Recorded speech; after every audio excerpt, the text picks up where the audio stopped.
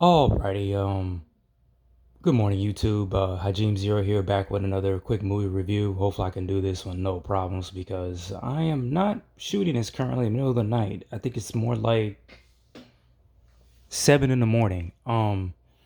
But this one of course is Fast and Furious 5 or Fast 5. It has multiple different names. Even in Japan they call it something else, which is another fun fact. I think they call it like Wild Speed or something like that. But this is pretty much the Avengers movie before Avengers had even came out. This actually predates the Avengers and was one of the first films that actually brought all of the characters together in one film before the MCU kind of did. Of course, this stars Paul Walker, Vin Diesel, Georgiana Brewster, Sun Kang, Tyrese Gibson, Ludacris, Gal Gadot, Matt Schultz from the first movie makes a return. The guy that played Vincent, that guy's pretty interesting too. I found out that he went to the Art Institute here in Atlanta. For music, even if you see the first movie, he's playing the guitar and he actually knows how to do it. Also, newcomer is and also this is that whole start of them putting wrestlers in the or someone that came from the MMA world into movies. Rock, Dwayne Johnson, and I can't remember the Brazilian character's a female officer's name because I think she's a model and she's also married to Chris Hemsworth, but she becomes a part of the story, in the next few installments. She's a beautiful woman too. Uh, and the bad guy in this whose money they're trying to steal, I forgot his name too, but I do remember his face. If you guys ever seen Desperado, directed by Robert Rodriguez, in the early 90s with Antonio Banderas and Selma Hayek, it's the bad guy from there. And also he worked with Paul Walker before in a movie called The Death and Life of Bobby Z. Um, of course, Justin Lin returns to direct this one. Um, this one's pretty much the whole big heist movie. Fast and the Furious. In the beginning, it was of course about races, but they also had heist elements even in the beginning of the first movie. In the second one, you could say a little bit more like drug running and being a mule. In the third one, not so much, but again, this, you know, pretty much, well, I wouldn't say start because the fourth movie as well, they only had one race. This one again only has one race, and the difference with this one, all the characters are driving the same car. There's no modifications. I think they're driving those new well at the time those 2011 Mustangs since the movie did come out or was made in 2010 and it came out 2011. But pretty much this is a heist movie. A job deal goes wrong in Rio, which in my opinion is a little bit sketchy, story wise, because they really had no reason to rob this dude.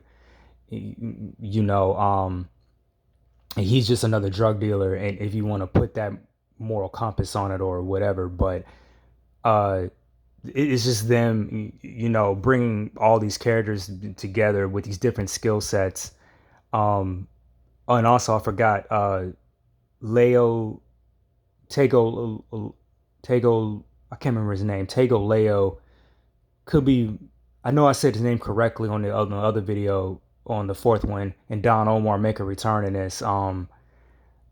They play the characters Leo and Santos. Tego Calderon, my bad.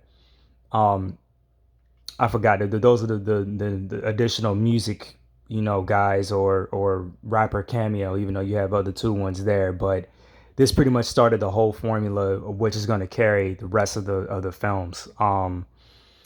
Uh, what I will say, there was at least I want to say five action set pieces that were done very very well. Um, Two of them were in the beginning of the movie. The first one, of course, was that train heist, which was done really really well. I really liked, especially you can see the angle now, at how they even put the camera on the dash when Dom and and Brian jump off of it. Fun fact: the scene where the car, well, the scenes of them falling into the riverbank, that was actually real. They probably digitally put that car in there later, but the shot in particular I just mentioned, that was done. That wasn't for real. They did that one kind of safely. I see the effect that they were trying to achieve there.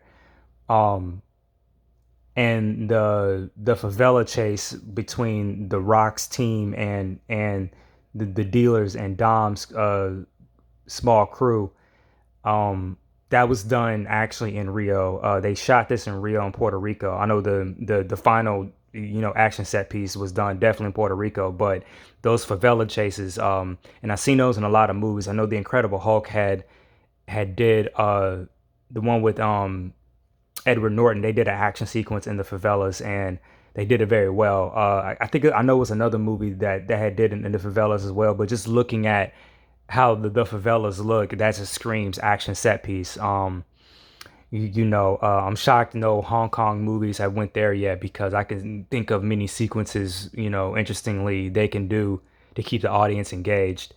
The other action set piece, was that thing that was the selling point of this movie between The Rock and Vin Diesel, that fight scene. And also, I think I said five. It's probably four major ones, and then of course that final sequence with them pulling the vault safe through the streets of Rio. And also, very another fun fact that they say that's technically impossible for those cars to actually do.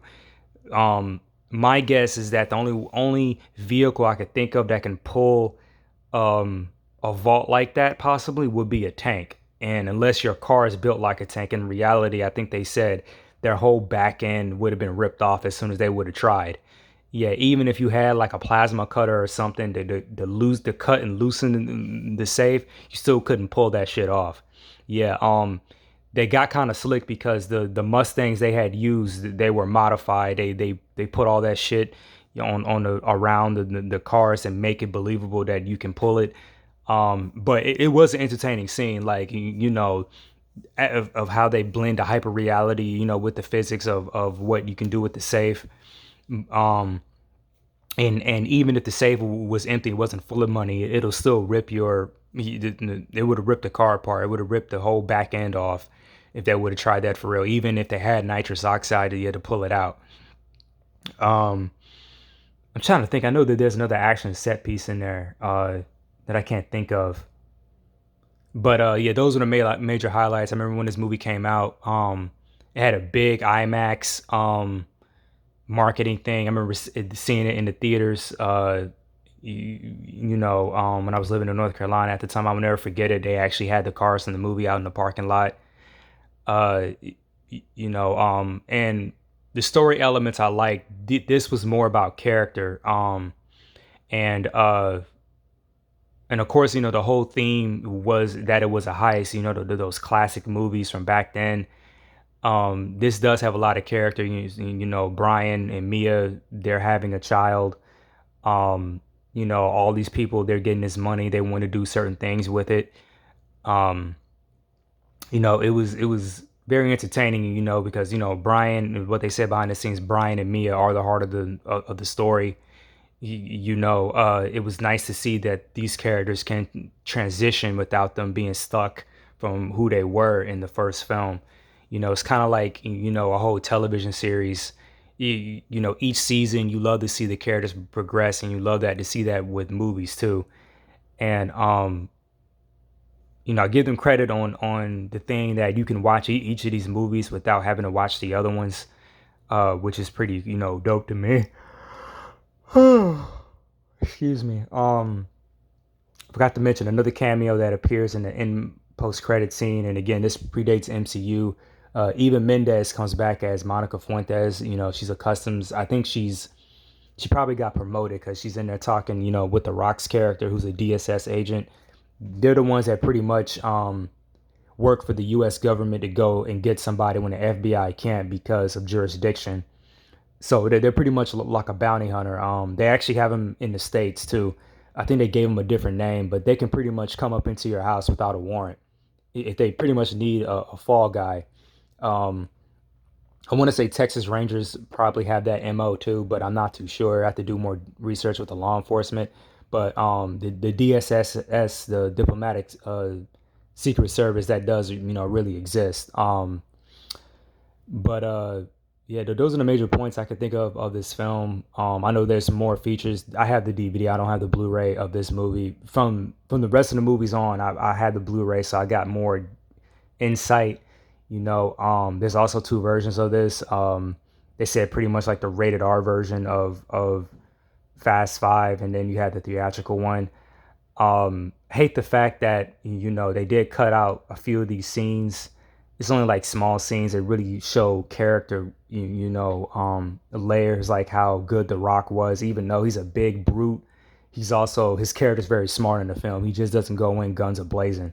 Um, Especially in one deleted scene in particular where he figures out that, one of the cash houses that Toretto's crew robs, he figures out that, oh, these guys worked together before. They got in and out, and it was 8 dudes, and there's no body bags.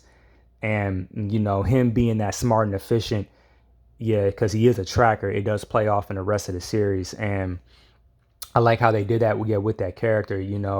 He can be a big hulking, intimidating guy, but he's not a meathead either. He does use his brain. He doesn't go in guns a blazing.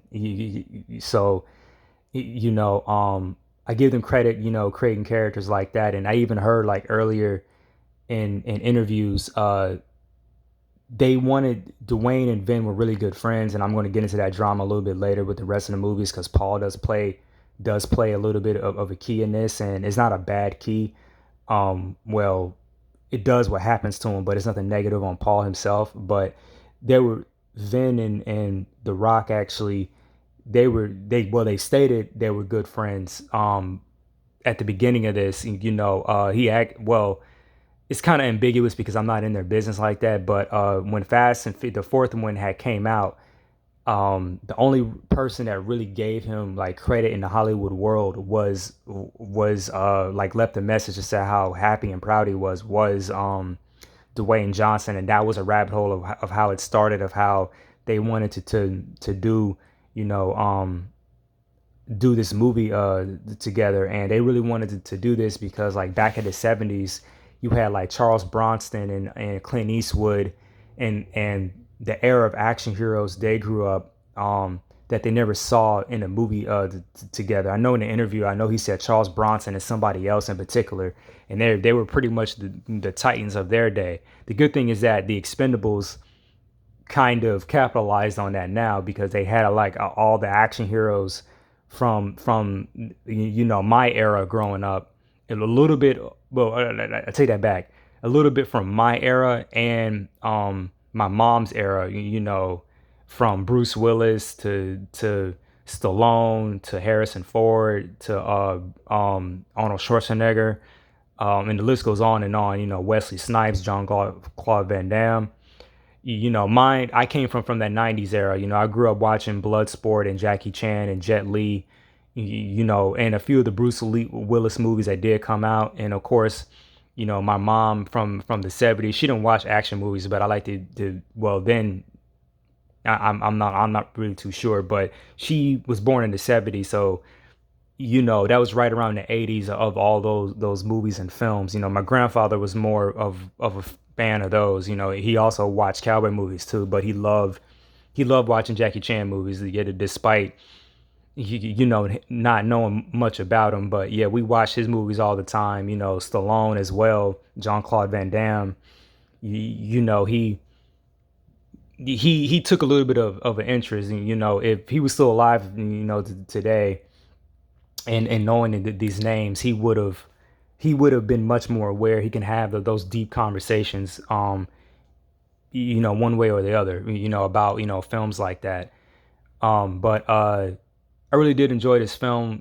Like I said, even the action comic, I borrowed some of the street racing scenes. I know I've written some inspired by this one and the sixth one. I don't think I never drew anything that came out of this one like currently yet. That was more like Tokyo Drift in the fourth one. How they put and use the tight camera angles, And another thing I wanted to mention, this was also the start of them doing intense fight sequences because it amps up in the next one. Like they build every single, film, and that's the credit I can give them. But yeah, I rambled on too much. And I will see you in the next one, which is Furious 6 or Fast and Furious 6. Talk to you later and peace.